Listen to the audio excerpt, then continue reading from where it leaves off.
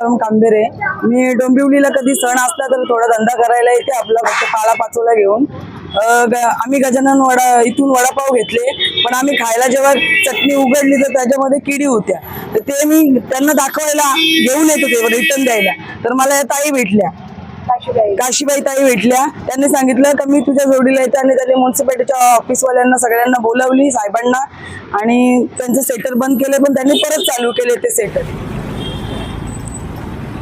कोंडा मिळाला तरी खातात आणि झोपाला दोंडा दगड मिळाला तरी झोपतात. अशी परिस्थिती गोरगरिबांची. काय करायचं, कसे दिवस काढायचे गरीब दुबळे बिचारे. कर्जात कसाऱ्यावरनं इकडे धंदा करायला लोक येतात, तेवढे लवकर काय चपाती भाजी करून आणू शकत नाही. मग गजानन वडापाववाल्याकडनं वडापाव घेतात, खातात. ते एक किरे पडलेलं खायचा. पैसे काय कमी करते का?